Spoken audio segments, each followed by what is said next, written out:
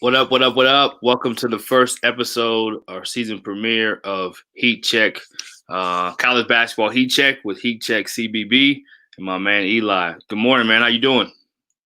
I'm doing well. How about yourself? Doing well, man. Doing well. So for all those that don't know what Heat Check CBB is, Eli, go ahead and give them a quick rundown before we get started. Yeah, so I launched heatcheckcbb.com back in February, right before we were expecting to have an NCAA tournament. It wasn't the case, but we're still really excited about what we have going on with that website. I've got 5 really great writers with me who are covering different parts of the nation and different aspects of college basketball coverage, just doing a really good job with some of our national stuff. And we'll be busy this winter covering all the news and all the crazy things that will be happening in the sport, but really excited to get this show going. I know we've put a lot of planning into this, and we're really excited to have you on the team and talk about some really good things on here. Yeah, excited to be a part. It's going to be fun, and we'll be covering the Heat, all the Heat and hot topics in college basketball. So, with our first show, we'll kind of just make this a open forum a little bit. We'd love to have questions, as many questions as you guys want to ask. Please feel free. We want to invite those to happen, especially today before we have real games. And we're on the eve of the season starting, which is the It's eve finally of here. Thanksgiving. Yeah, it's finally here. So tell us what you're excited about. I know there's a number of tournaments going on. There's a number of um, just great matchups to start the year. What are you excited about most? Yeah, I mean, it'll just be great to have college basketball back. I think, not that I'm counting, but I think we're at about 256, 257 days now without college basketball. And there are some really good games that are coming up this week. Of course, everything is subject to change. We've got games that are being shelved all over the place because of testing protocols and different regulations that are going on there. But I think the first thing you have to pinpoint is the Sioux Falls tournament in South Dakota, the Crossover Classic. That membership has changed quite a bit. There was a point in time where you had several high major teams in that tournament, but that isn't the case anymore. But it's still a really quality field. There are a lot of really good mid-major programs in this. The first matchup will be Northern Iowa against Western Kentucky. I'm really intrigued to see how those two teams match up. Northern Iowa is a team that was right on the fringe of making the NCAA tournament last season. Western Kentucky with Charles Bassey, former five-star. Look to see him in action. St. Mary's in Memphis is a really interesting one as well. West Virginia taking on South Dakota State. That's the only matchup that's a high major against a mid-major program. And then VCU and Utah State. So you have a really fun mix of teams that have had a really good tradition these last few years of winning 20, 25 games and expecting to compete for at-large bids and conference tournament championships. So that'll be a great way to start the season. I'm really looking forward to that one. And of course, we have to mention all of the games that will be played up in the Mohegan Sun in Connecticut. That, again, we're just 24 hours from the start of the season, but a lot of those matchups are still to be determined. But a lot of really good teams that will be competing in these two events. Yeah, definitely will be some great matchups, some great high level mid major basketball being played. Talk about some of the news that's happened here recently, just with some of the cancellations. I know there's going to be an ongoing theme all season. Coaches having to adjust, teams having to adjust, scheduling having to adjust. So, talk a little bit about some of the news and notes on that, if you don't mind.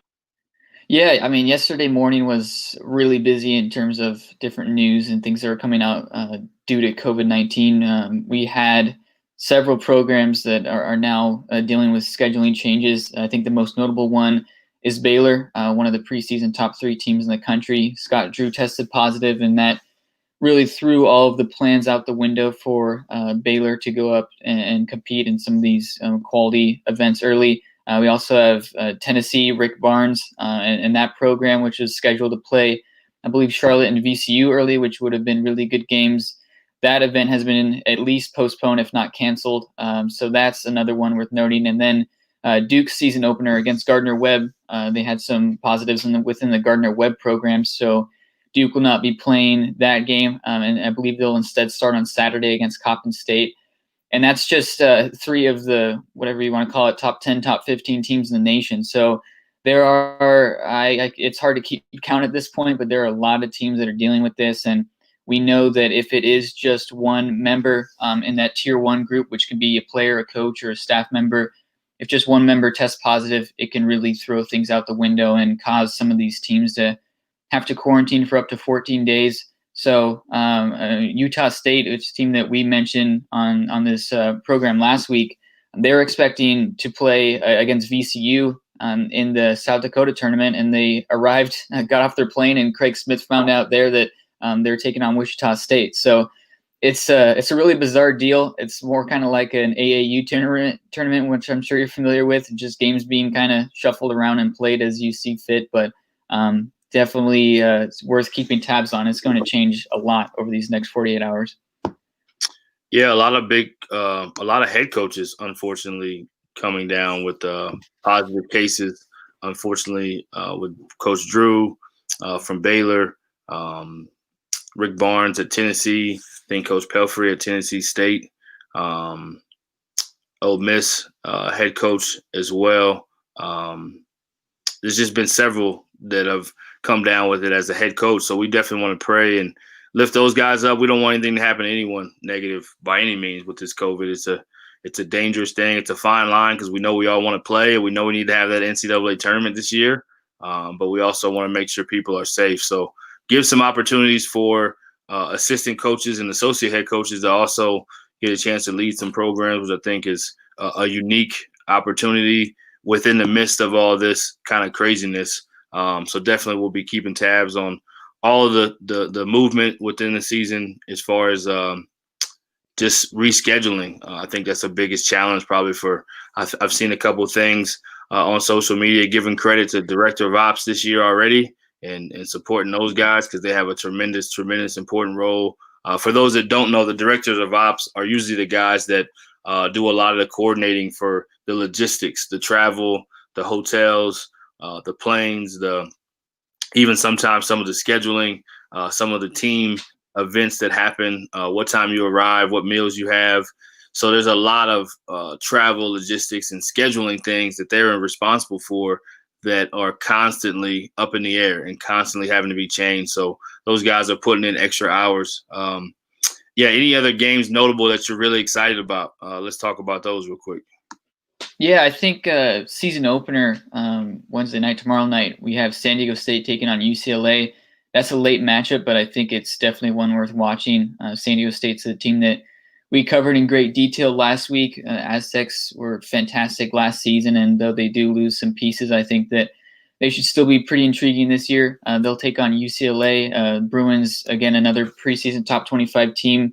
Mick Cronin did a great job his first year there, and I think that could be a big opportunity for either of those programs to pick up a really good win early. But I think everyone's going to turn their attention to Thursday. We have some really good matchups that day. I know the most notable one there is Gonzaga versus Kansas. You can mark that as whatever you want, whether that's a Final Four preview or a national championship preview, but it's going to be a dogfight in that one. Gonzaga is just loaded. They have 3 legitimate All-American candidates, and then Kansas on the opposite side.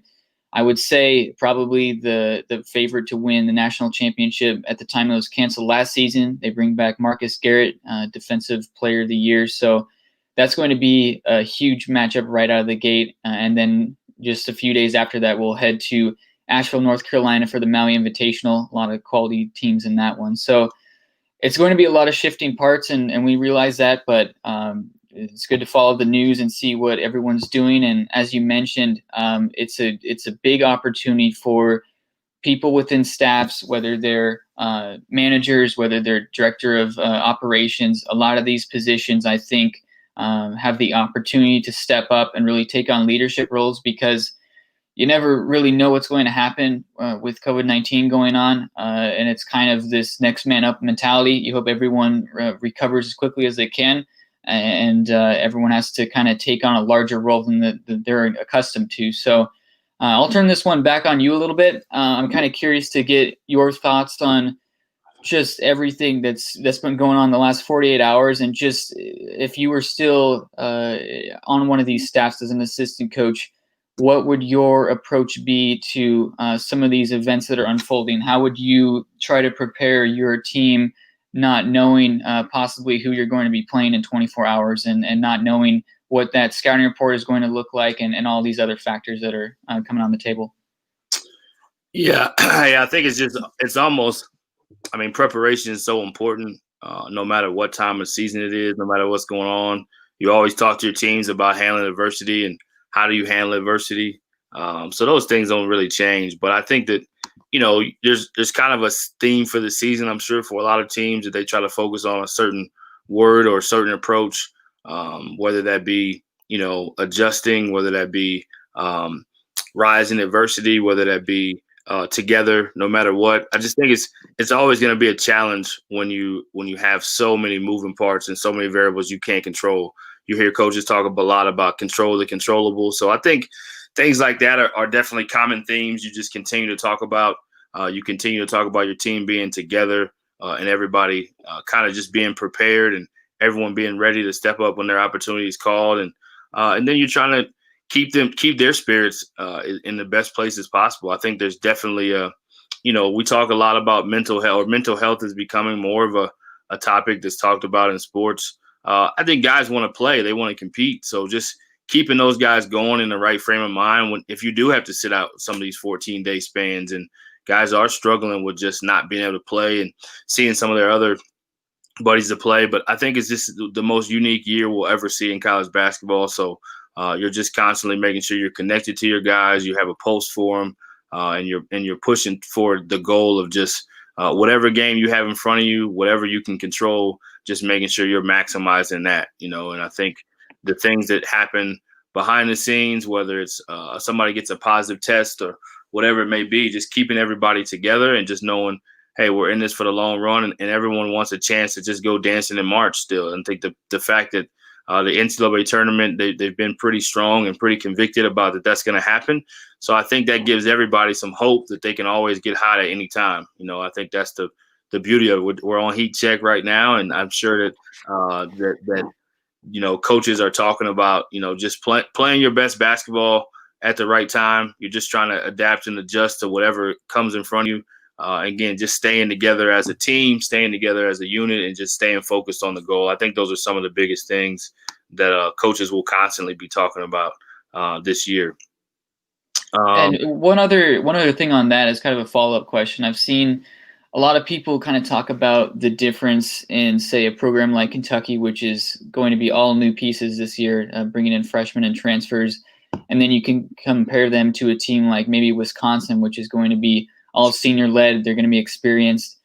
Do you think that there is an actual advantage to a team that has more experience just because the offseason was so chopped up, or do you think it's kind of still a level playing field?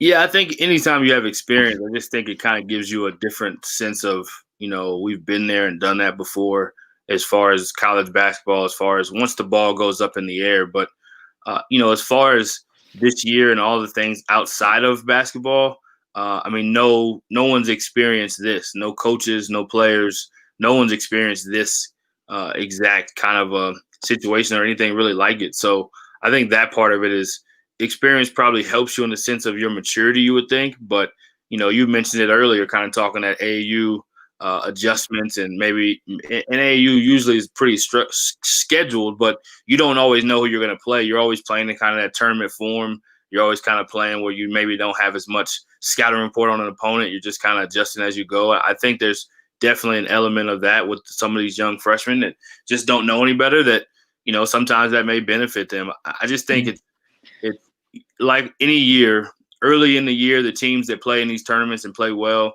that doesn't necessarily indicate that you're going to be great at the end of the year. It's always a journey. You always want to make sure you can stay healthy, and you just never know. I think more than ever, we're not going to have as much of an indication of who's really going to have a chance to be great by the time March comes, because there's just so many variables and so many games that may not happen, that a team can get hot kind of middle of the season, end of the season. You just don't really know. So I think it's definitely going to be the most intriguing basketball season that we've ever seen.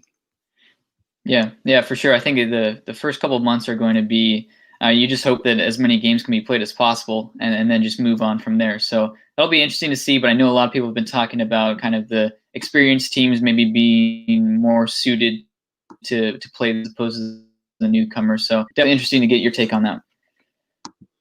Yeah, absolutely, man. Tell us a little bit about what you think about some of the, how the mid-major, just the tournament picture for your non-conference schedule. How does that look? How does that kind of evolve and change now that some of the non-conference matchups aren't quite the same? And talk a little bit about the minimum that everyone's trying to make sure they get to as far as games, because that does affect the tournament eligibility, and they put a minimum out there for a reason. So kind of talk about that if you don't mind. Yeah, definitely. There's a lot going on in that respect. It's always one of the biggest conversations of the year is how many bids are coming from these top mid-major conferences, so to speak, leagues like the Mountain West, the Atlantic 10, the WCC. And I think especially in a season like this, it's important for some of these teams to start off hot because you just don't really know how many opportunities you'll have to pick up quality wins. I'm thinking first about a team like Gonzaga, which a lot of people kind of discredit them for playing a weak WCC schedule from time to time. And it just makes November and December that much more important for them to pick up quality wins to improve their tournament seeding. But as we've already seen, Baylor now dealing with a positive test. Gonzaga is scheduled to play Baylor, and also Tennessee, which is dealing with positive tests as well. So those are already two notable games that might be shifted around. I think the decision on that will still be to be determined. But you take 4 quality games, just for example, for Gonzaga, and if 2 of those teams can't play, it really minimizes the opportunity to get some of these wins that can improve your seeding. So a lot to be taken in there. And then you have to also factor in these conference schedules and the minimum number of games to be played for postseason, which is 13. But there has been discussions this past week of there being a potential waiver for teams to get in with 12 games. And it's hard to imagine because a lot of these teams are used to playing 30, 31 games by the time Selection Sunday comes around. But you just don't know what to expect with this 14-day quarantine. It could really throw things out the window, and a lot of these games could be canceled. But we will see in most of these mid-major leagues this new scheduling format where teams will play usually on Thursday and Saturday, or maybe Friday or Sunday, or back-to-back days. And those games will be played in the same arena against the same opponent. So that is all to minimize, of course, the spread of COVID-19 and make sure as many games can be played as possible. But I know in the Mountain West, one of the key matchups that people are looking forward to is San Diego State against Boise State, and the Broncos are scheduled to take on San Diego State in the final weekend of the year, which will be 2 games at Viejas Arena. So the opportunities are there, but these teams have to take advantage, and of course, being sure that everyone's staying safe and healthy. But I think the margins are a lot slimmer for these teams out of, again, these top mid-major conferences, that you have to be good right from the start because you just don't know how many opportunities you'll get down the stretch. And that's kind of the mindset that I would imagine a lot of these staffs are using to approach this season. Yeah, and I think most times you treat these games that you play early like it's a tournament game. You have that mindset.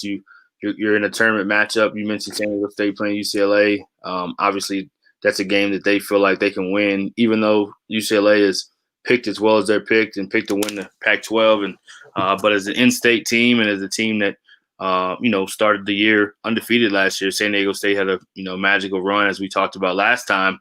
So yeah, just to be able to play a team like that early in the year, I think guys are going to definitely feel like this is a tournament level game, and you just don't know how many games you're going to play. So I think a lot of the net rating and some of those things kind of go out the window more this year than normal, because you're just in a race to make sure you get to 12 games to make sure that you have a chance in your tournament to be able to compete, to play in the NCAA tournament. So definitely just such a challenging year. Even talking to one of my good friends that is a college coach still and an associate coach on his staff, associate head coach, just kind of talking about there's just so much unknown. They basically have 2 games scheduled, and after that they're just like, some of it we have to wait to see who needs to reschedule, who needs to pick up a game, who within our region is coming off of their 14-day quarantine and just kind of sitting tight almost in a holding pattern to see what opportunities are going to arise as far as scheduling goes. So that's definitely way different than any other year because normally you have your schedule and you're sticking to it and you kind of have your groove. Most schools and programs have a little bit of an understanding what they want to do with their non-conference schedule, whereas this year it's kind of just what games can you schedule that can make sense that you can actually have a chance to play.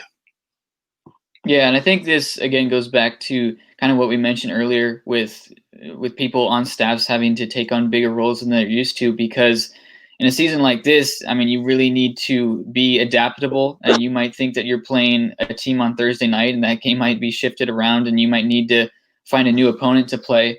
And it's going to be a race just to get to 12, 13 games if some of these games are canceled. So really important for these staffs to have a scheduling guru to a certain extent, just to make sure that everyone's on the same page and these schedules get put together. But it's a credit to some of these coaches who have done a really good job of, some of these non-conference schedules have been shifted around 2, 3, maybe even 4 times. And those teams that are still able to get quality games, I think you definitely have to tip their cap to them because they've been doing a really good job.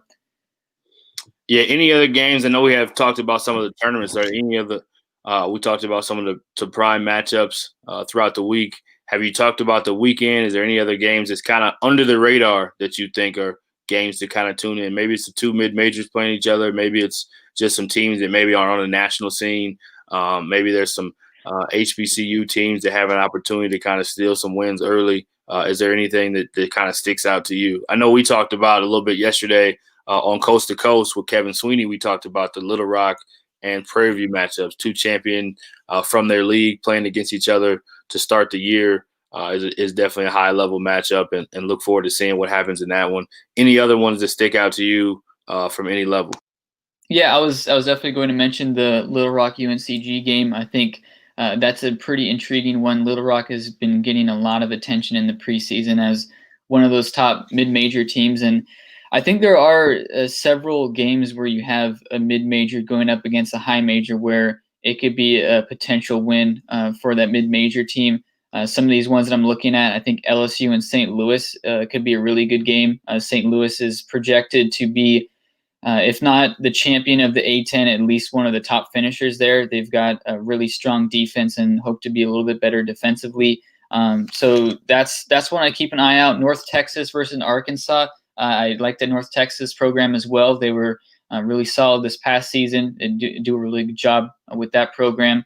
And even going further down the map, I think you have some other matchups that should be pretty intriguing. Winthrop against UNCG, that's another really good mid-major matchup. So you have a lot of these games being played in Louisville, that Louisville multi-team event, which features some of the better mid-major programs in the nation. So I think immediately right out the gate, as we had mentioned a while back, these teams, they don't know how many quality games that they'll have on their schedule. And if they have an opportunity to play a team out of, say, the Pac-12 or the SEC in the first week of the season, that's a huge opportunity to capitalize and pick up a good win that can strengthen their resume for March. So I look at those teams. I'm sure that you and Kevin touched on a lot of those quality mid-major programs as well, but there are several games, and you of course hope that a lot of these games are being played as scheduled. No, very good, very good. Let's talk a little bit about kind of the first year coaches that are out there. There's a lot of really good first year head coaches as far as the first year in that program. Some guys have been coaches at other programs. Some guys are getting their first shot. Let's just kind of go through some of those and some of the ones you like, some of the ones that maybe that you're considering that are worth watching.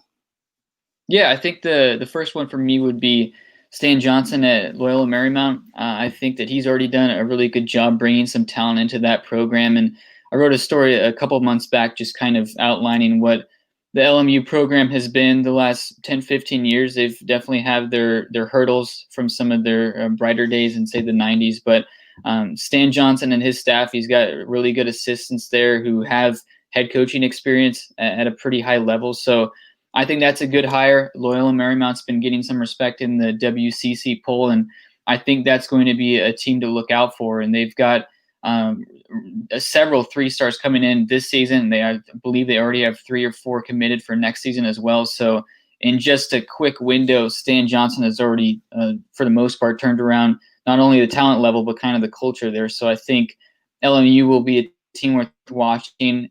And in the DC, kind of the hierarchy of Gonzaga and BYU and St. Mary's. And then beyond that, it's just really wide open. So I think that's a good opportunity for Johnson's program to really step up and kind of enter that top tier. Yeah, you mentioned his staff too. He hired Alan Edwards, that was the head coach at Wyoming. David Carter, who was a head coach at Nevada at one point in time, has some experienced guys that are head coaches. Also have proven that they know how to get it done as far as leading a program and having success. I worked with Stan Johnson actually my time at Utah during the Mountain West. Top shelf, first class guy. He's done a tremendous job. I'm not surprised one bit. Did an outstanding job at Marquette and pretty much everywhere he's been, and he's going to do a fabulous job there at Loyola Marymount. So excited to see what they're going to do. I think another cool story is just like whenever an assistant can help a head coach be successful to move on to get the next job, and then he gets his shot. So I'd love to give the coach at East Tennessee State, Jason Say, his due, because just what a great opportunity he has, and to be able to help move your coach to Wake Forest. Steve Forbes takes the Wake Forest job, and they think enough of you to be able to promote you to lead the program. I think those stories are always the stories that you love in college basketball, because as a former assistant and understanding how hard it is just to get an opportunity to become a head coach, when you can help your head coach win, and then they think enough of you and you have that opportunity. I just think that's an amazing story. So I'm excited for him to keep the East Tennessee State program going. Any thoughts on anyone else that you like out there? Yeah, I think Mo Williams at Alabama State's an intriguing story as well. I'm always interested how these notable NBA players, these notable former pros kind of do with their first head coaching gig. And I think Mo Williams being able to play alongside a guy like LeBron James, you already have a really good understanding. And him being at least a 15-year NBA vet, he knows the game of basketball really well. He's got an interesting project there at Alabama State. And I think there is some newfound energy with a lot of these HBCU programs, especially with Makur Maker, who had committed to Howard. And I think that really is the start of something special that's brewing at the HBCU programs. And we're familiar with a lot of the guys that Alabama State has brought in. I think it wasn't even 24 or 48 hours after Mo Williams had announced in his introductory press conference that he was taking over the job. He was able to land Trace Young, the Wyoming transfer. So that's a pretty big boost for Alabama State. And to move up in that conference, I think would be a really big deal for that program. And Mo Williams has a lot of respect in college basketball circles for what he is going to try to accomplish there. So definitely want to show some respect to Williams and what he's planning to do. And I think that could be a really good transition for that program. Yeah, excited to see what Mo Williams does as well. Again, just like you said, a guy who's proven it at the NBA level. Actually spent some time in Dallas for a little bit of time. A Texas guy, so spent some time there and had an AAU program. And he's gotten himself familiar with the landscape of college basketball. Spent some time at Northridge, of course, before he got the job. Definitely excited to see what he's going to do there. I mentioned Steve Forbes.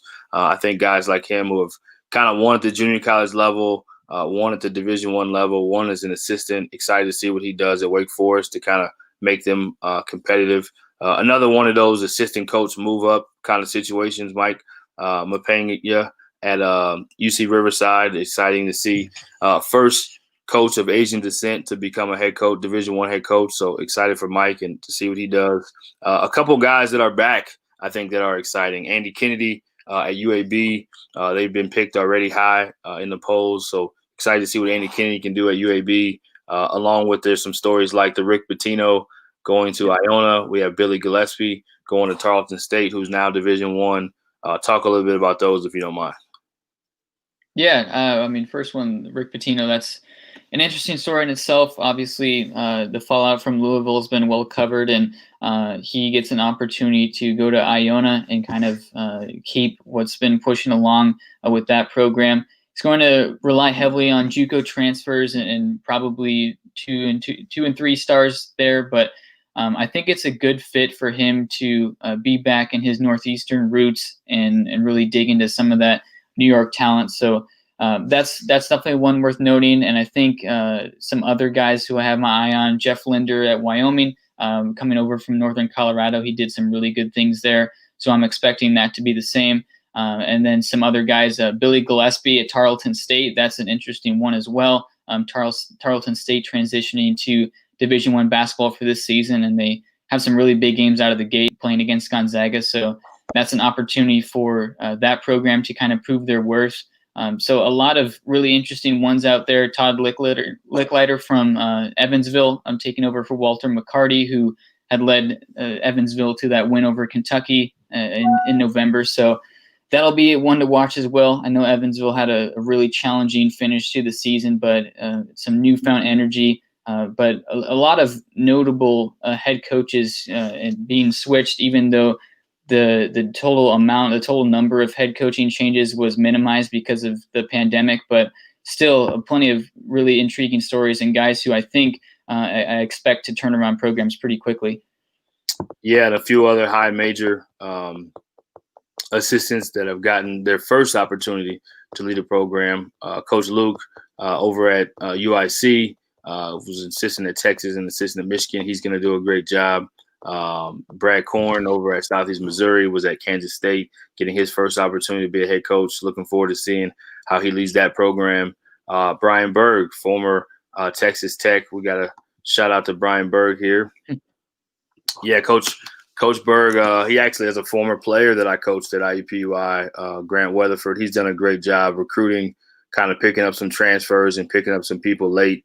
And with his staff, Sean Forrest and those guys put together a great staff, has put together a talented team.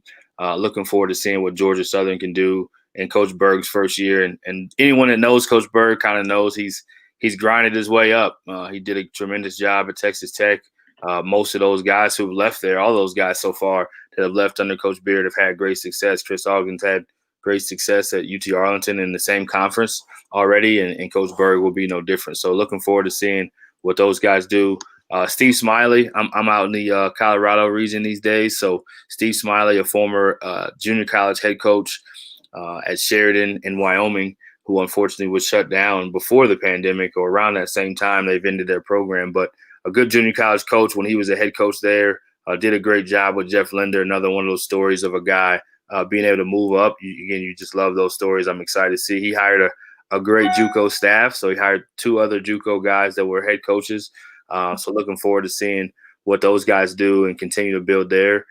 Anthony Boone was an interim head coach at Central Arkansas and got the job. You also love to hear those stories. So excited to see what he's able to do. He ended the year really strong in the Southland Conference with their run to kind of convince the administration he was ready. And then Landon Bussey. I don't know Landon personally. I've gotten to know his work for sure. He was an assistant at Prairie View in the SWAC, and then for him to be able to be hired in the SWAC at another school in Alcorn, it just says a lot about the respect that he's been able to gain really quickly from a team that he coached against, and what a great job they did at Prairie View and still are doing. So excited to see all of the first-year coaches, and there's some that we did not mention as well, but there's many of them out there looking forward. Like you said, there wasn't as much turnover as normal, but the turnover that happened definitely excited to see what those leaders do with their programs. Yeah, a lot of really good stories out there from all different levels too. Just a handful of coaching changes at the high major level. I know everyone's really intrigued to see what Steve Forbes does moving up after being what seemed to be involved in a lot of these high major candidacies. So that's a good story. And you have good ones at HBCU programs, as you mentioned, Landon Bussey. That's going to be a really cool one, seeing how he still competes in that league just at the head coach level. So a lot of really fun ones. And I think most of these hires I really like quite a bit. And there's some intrigue from what these coaches have already been able to do in terms of bringing in talent. So it's a weird year to get started, but it'll definitely be a good one for a lot of these programs. Yeah, I mentioned this with Kevin as well, but excited to see what Terrence Johnson is able to do in the interim at Texas State. Just looking forward to, what a first-class guy that he is. And again, when you work hard as an assistant and then, opportunities present themselves, even when it's not the most ideal, he's definitely a built-ready leader to lead that program and to have success despite having all the kind of different things going on around that program. And same with Isaac Brown at Wichita State. Excited to see what he's able to do and leading that program, and a long-time assistant to be able to have his opportunity to be a head coach, no matter what the circumstances are. Both those men are going to step up in the adversity and do a good job. Yeah, a lot of good stories all around. Yeah, what do you think next? Let's see if we got any questions. I don't know if you had any questions beforehand. They came in. We got a few comments. I got my uncle giving some love. Awesome nephew. Appreciate the love, Unc. Thanks for tuning in. Always love that. We got one of the old Adidas reps, Ernie Kushner, a great man whose son is a big time agent these days. Just giving the basketball logo. We appreciate the love. You love the game. We know that. So appreciate that. We'll take a quick timeout and give a quick 30-second timeout, not a full, quick 30-second timeout, and come back with some more coverage.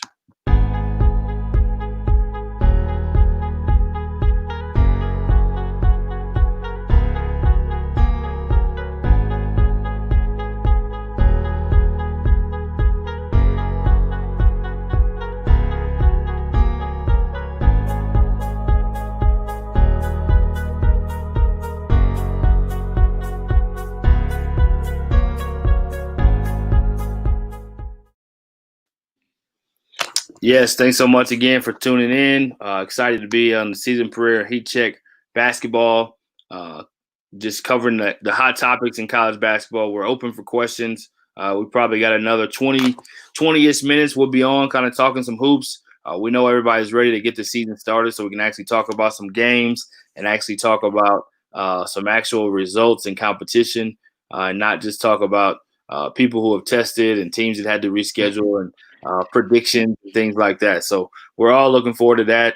Tomorrow is going to be an awesome day of just being able to see the ball bounce again. I think we're all ready for it. So we have a quick thought and question from Rock 101 pregame. Thoughts on the Big 12/Big East?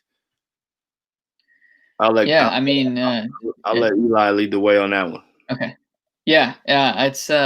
It's intriguing with both of these conferences. I think the Big 12, most notably, they have a really good competition at the top of the league. And I know that Baylor is probably going to be the favorite, but you can never rule out a program like Kansas. They're always going to be there.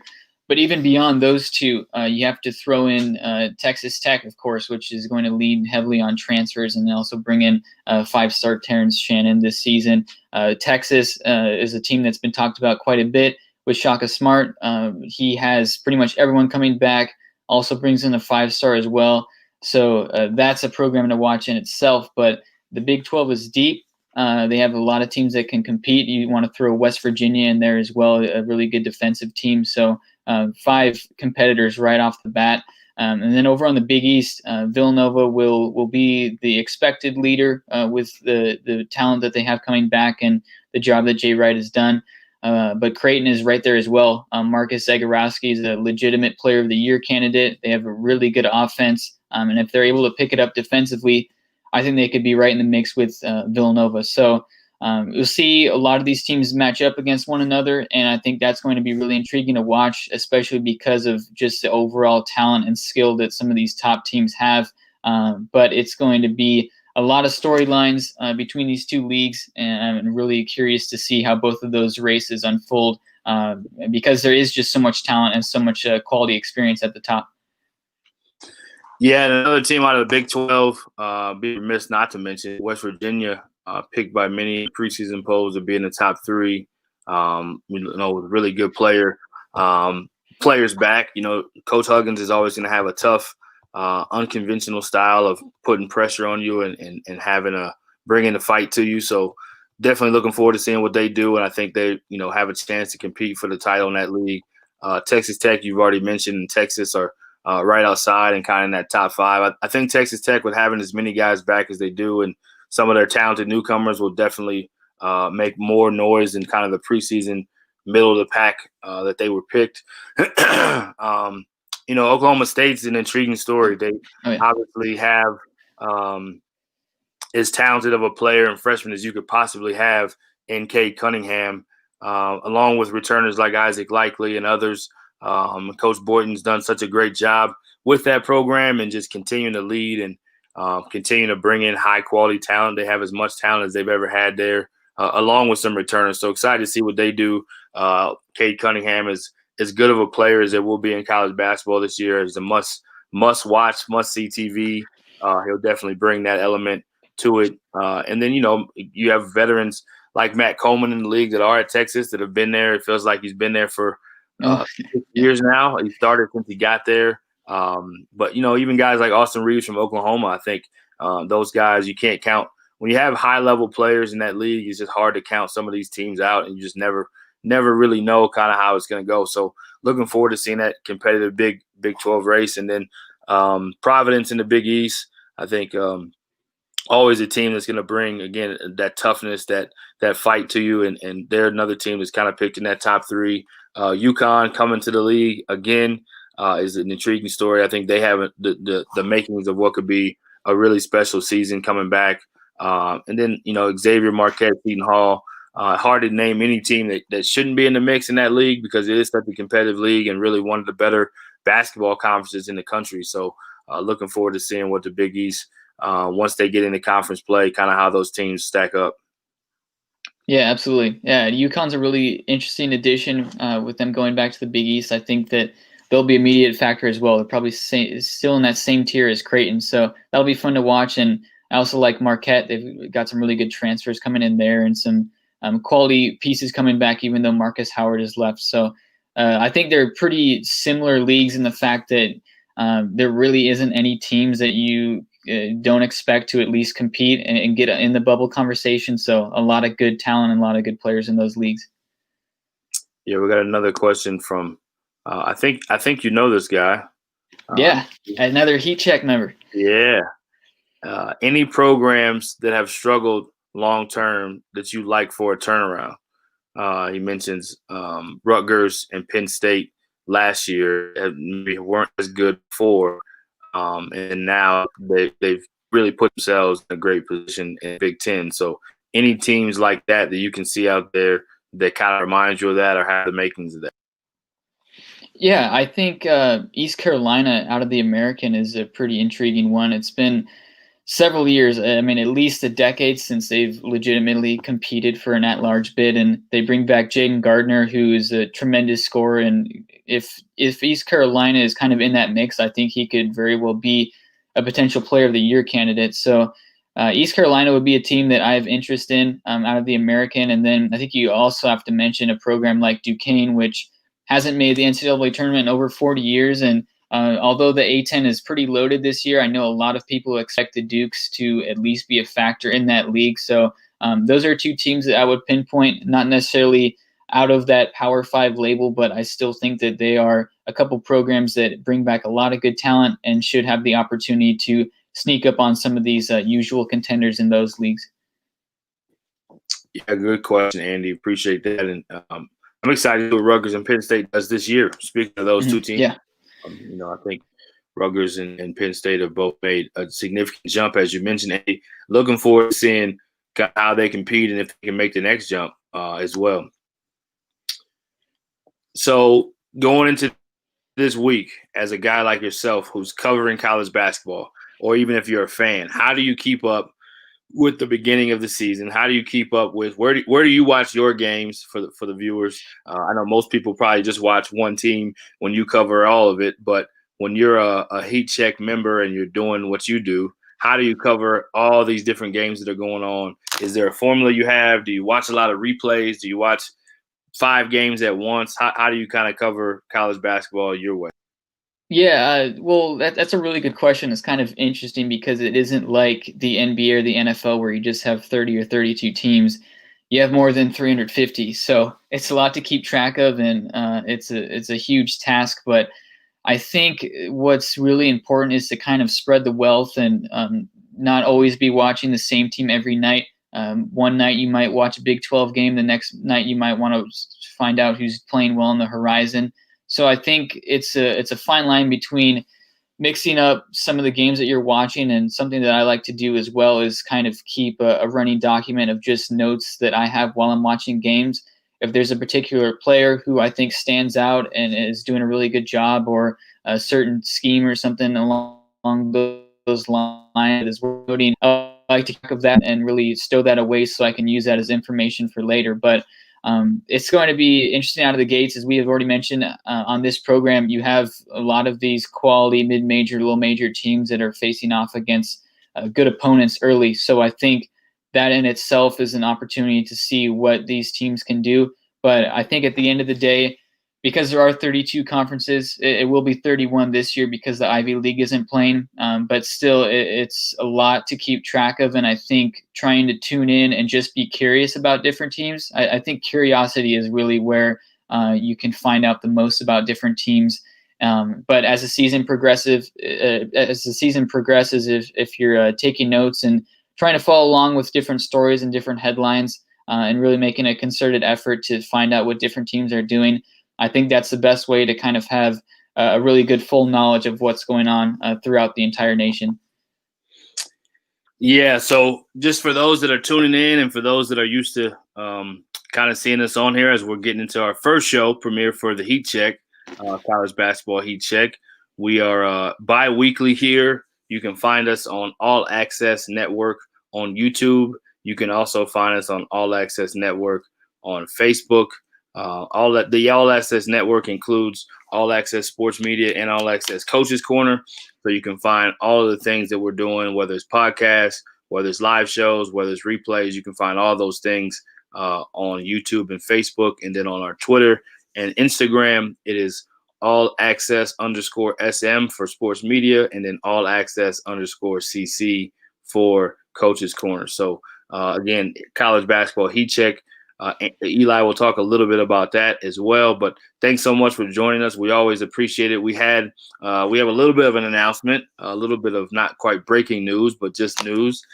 We had over 20,000 viewers last week, which was an really exciting first week. So we can't thank you guys enough for supporting. We look forward to continue to build and have fun with this college basketball season and continue to talk about awesome topics.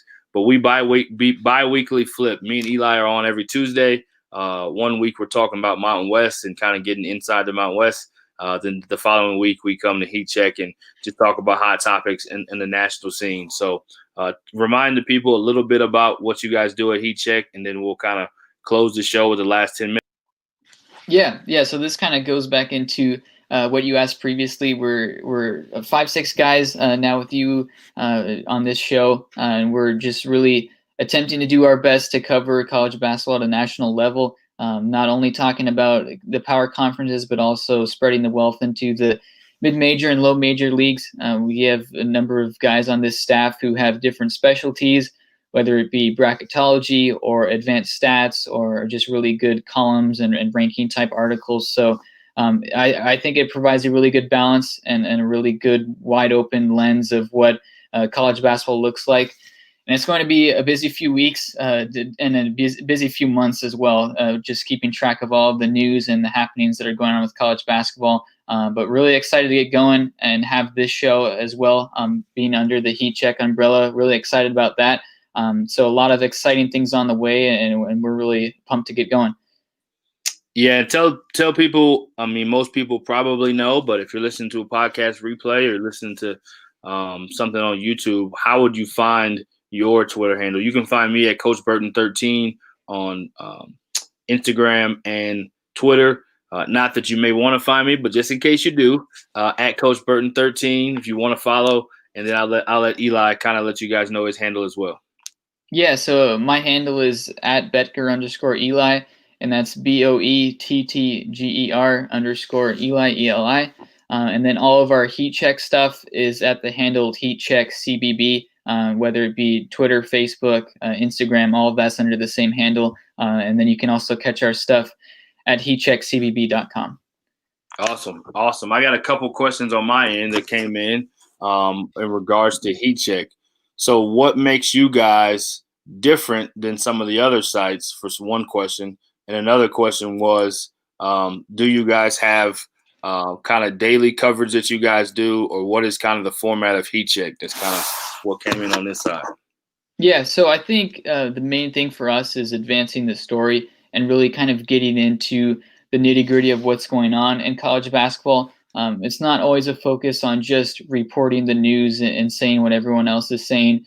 We really want to kind of dig deeper and find out what's going on in college basketball. And I think our staff's done a really good job at that, especially with some of these recent head coaching changes with Pat Chambers and with Greg Marshall, immediately finding out who are the next guys who could potentially be candidates for that position instead of just reporting that a coaching move has been made. So that's an example of one thing that we do on the bracketology side, which is going to be hugely important this season with all of the different things going on. Lucas Harkins, who's on our staff, he's one of the most accurate bracketologists in all of the world of bracketology. So he really knows what he's doing and the teams that he's analyzing. And we just have really good national coverage. A lot of these guys, they don't just watch Duke and Kentucky every night. They love to follow along with what's happening in the OVC or what's happening in the Ivy League. So when we put it all together, I think it's a pretty complete product, and it's a really good and interesting way to follow along with the sport. And we're doing our best to both entertain you and also inform you with what's going on. Yeah, definitely a variety of experts, which you kind of mentioned. I think that's the cool part about what makes you guys doing something so special, because it is a variety of different people. They have different backgrounds and different expertise. So it's almost like with a great basketball team, you can't just have a great big man and just a great point guard. You need some shooting, you need some rebounding, you need a little bit of all those things. We'll go to a quick couple comments that are posted. Great show, Coach Corey Henderson. Thanks for the love. We always appreciate you, Coach. One of the better coaches in Dallas at Episcopal School of Dallas, a private school in Dallas. His son plays for him now, is a really good player. So he'll be somebody we'll be talking about at some of these college basketball Division I landscape here pretty soon once he gets his shot. And he is an older son who played at Wichita State and played in junior college and then went to Tulsa and had a great career. So thanks so much for tuning in, Coach. Appreciate the support. And then I got a former high school teammate, good player who played at Marist College, Mr. Ellaby. Thanks so much for showing some love. He says, I see you, B. Was a really good player in high school and a teammate of mine, and somebody who went on to Division I level and had good success too. Another question I had coming, Eli, on this end was, who is your favorite mid-major team or program? Or who are some of your favorite mid-majors? I'll just add that to it. Who are some of your favorites that have a chance to kind of make some noise that are not being talked about right now? Yeah, I think Missouri Valley is going to be a really interesting conference, and they've had success and had some multiple bids to the NCAA tournament in recent years, especially when Wichita State was still a member of that league. But I think it's going to be a really fun two-team race between Loyola Chicago and Northern Iowa. Both of those programs have done really good things these past two seasons, and both of these teams have legitimate All-American type stars on their team. Loyola Chicago with Cameron Krutwig. He's a 6'9" center, but he really does everything that you would want a player to do. He's a great interior scorer. He has a bunch of nifty moves that he can use, but he also passes really well, especially from the high block. He can see the floor extremely well and also rebounds the basketball. So if you love mid-major basketball, I know that you're already familiar with Cameron Krutwig. He's just a really talented guy who does a lot of great things, and I think Loyola will be a team to watch to potentially win a game in the NCAA tournament.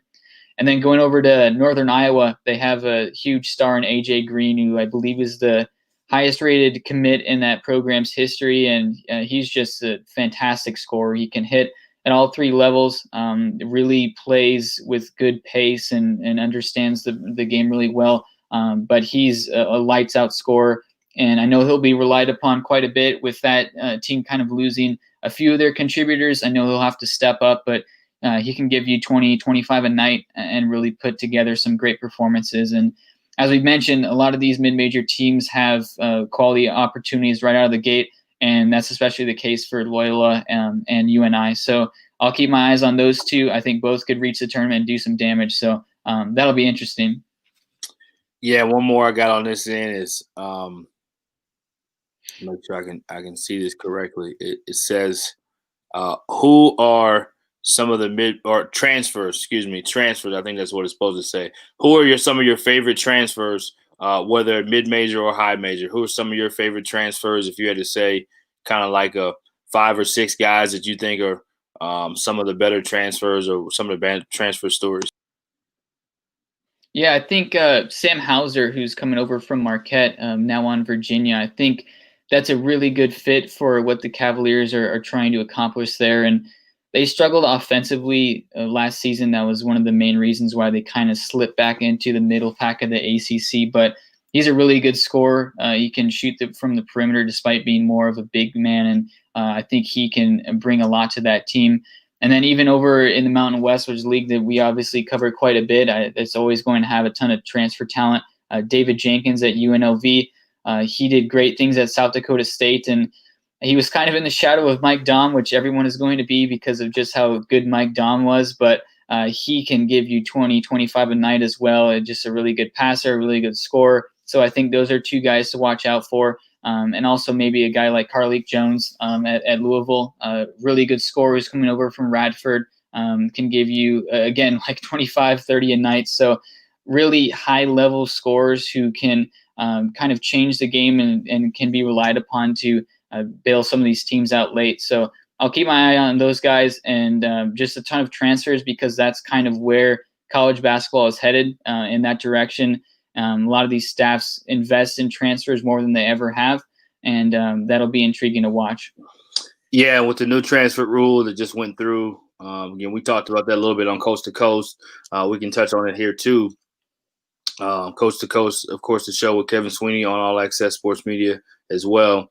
The transfer rule will make it where transfers will become the way of college basketball. It will become more common than ever that the portal will be full. At least now we do have some deadlines as to when people have to submit their name to the portal. So I think it gives coaches a little more security to understand what their roster looks like, what they need, what holes they need to fill, and things like that. So talk a little bit about your thoughts on how the transfer market and that new wave of the transfer way of doing things will become kind of even more the norm than it already is.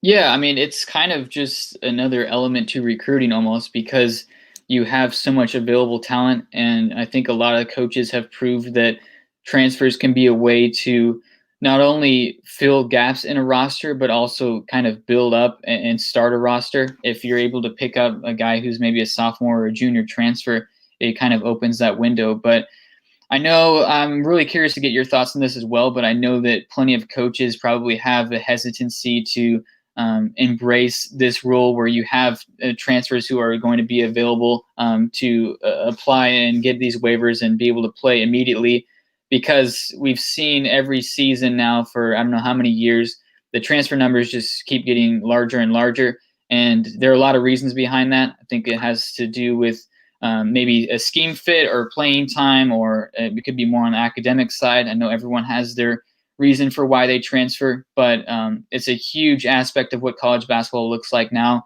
And I know some coaches have been more invested in just recruiting high school seniors or maybe JUCO transfers. They haven't been as invested in looking at some of the transfer market type stuff, but it's just part of basketball now. And a lot of the programs that get better through transfers are going to be the ones that win more games in March. So I'm kind of curious your thoughts on that, being a coach, because a lot of coaches have been outspoken on it, whether they are in support of it or they are against it. So I'm curious where you stand and maybe what you expect some of your other coaching colleagues think about it.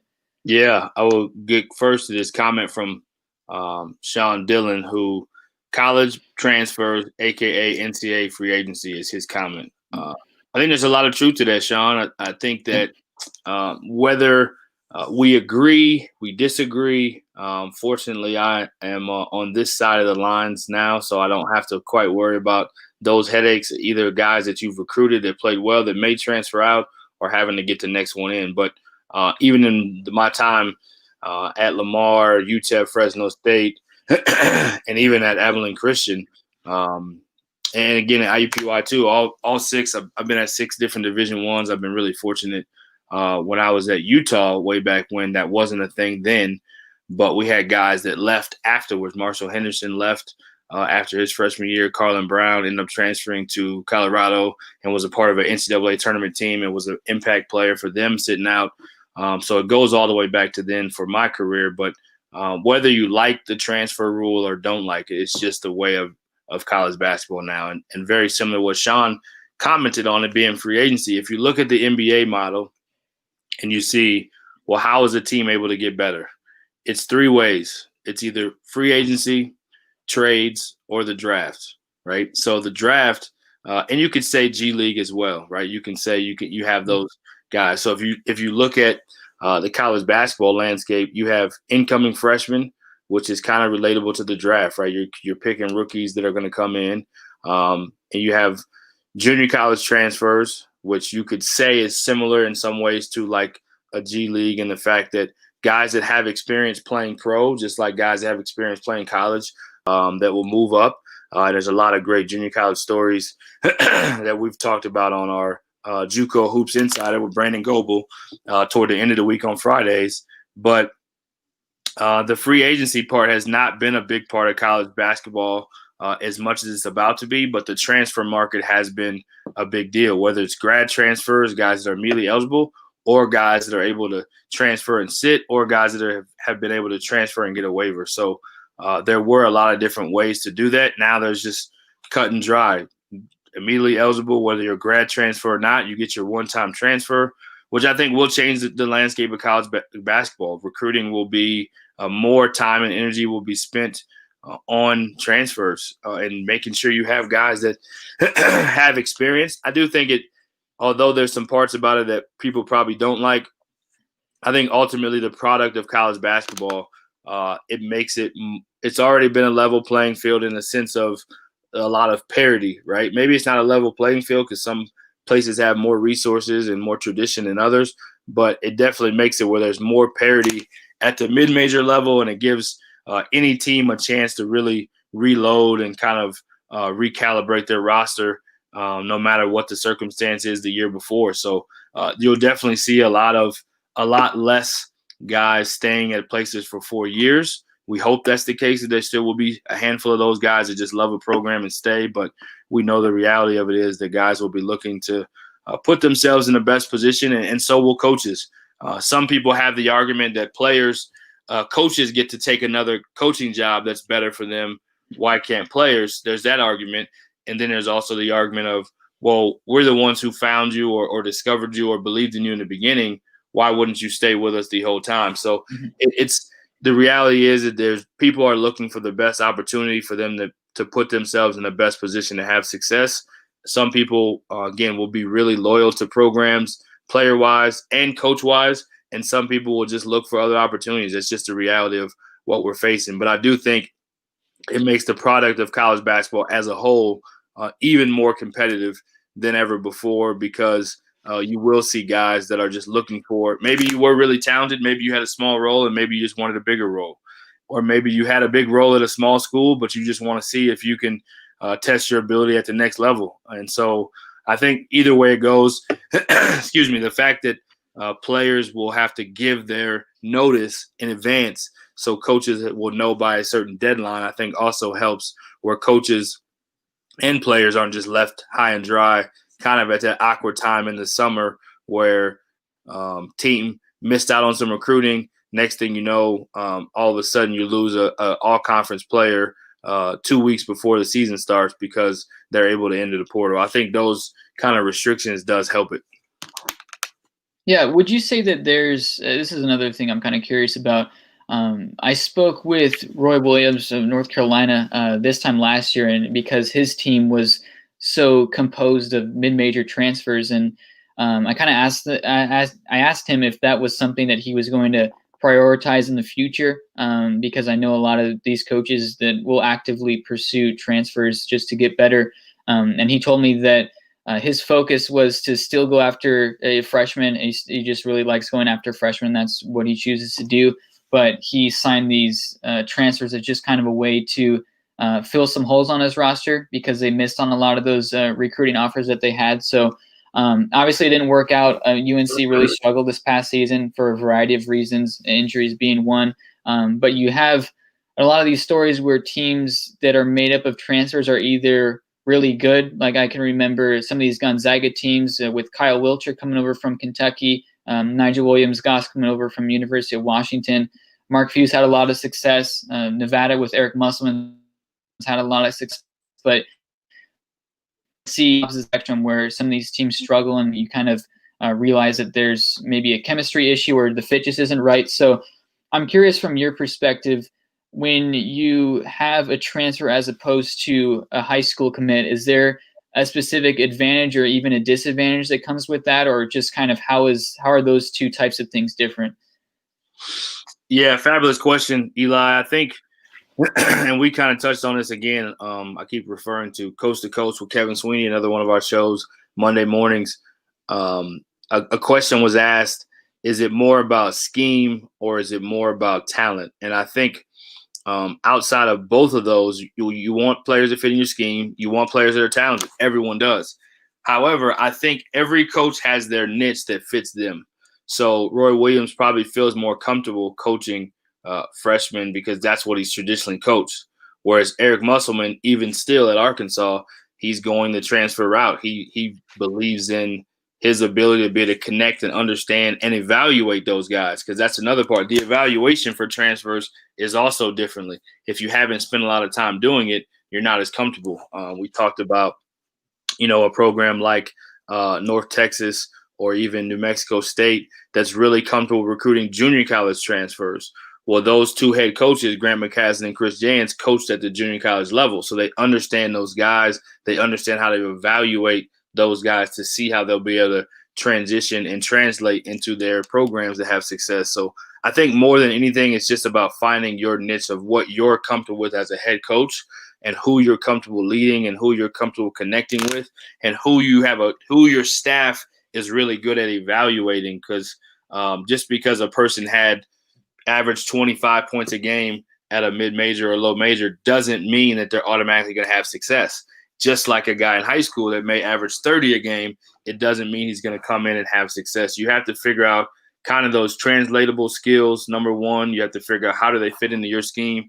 And then most importantly, a head coach has to be comfortable leading that individual. And I think that's the part where it's so important for coaches to get people that fit them. It's almost like in its own ways, it's similar to dating. We've all done that. So I'm blessed to be married, and I wouldn't want to be married to anyone else other than who I'm married to, and I better say that or else I wouldn't be married. But at the same time in dating, you kind of realize and figure out, okay, I'm comfortable dating this type of person. I'm not as comfortable dating this type of person. And, people talk about having a type. I think coaches very similarly have a type of player that they like to coach that they can get the most out of.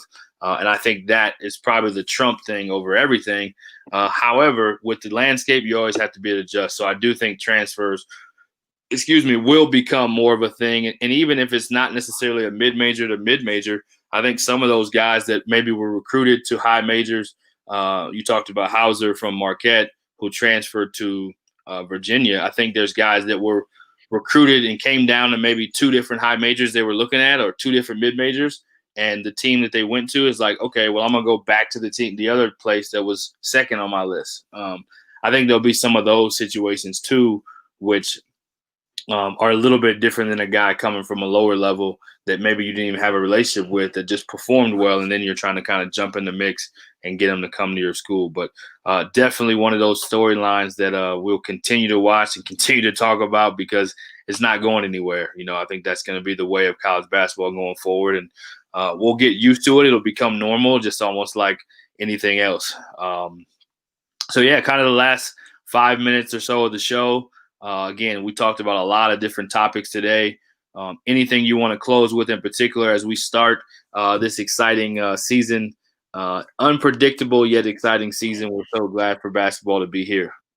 Yeah, it's going to be a weird year. I think everyone kind of acknowledges that. But there are a lot of good people who are doing a lot of tremendous work to stage this season and make sure it all gets underway and goes right. And I've seen a lot of people kind of talk about just starting a season amid the COVID-19 pandemic, and a lot of questions that come with it, whether it be testing protocols or even pushing the season back. And I understand a lot of the hesitancies that come with that, and it's certainly justified. I can understand why a lot of people wouldn't want to participate or wouldn't want to see other people participate in the middle of a pandemic. But I think there's a lot of things that need to be noted, and I'm sure you'll agree with me on this, that coaches have jobs to do.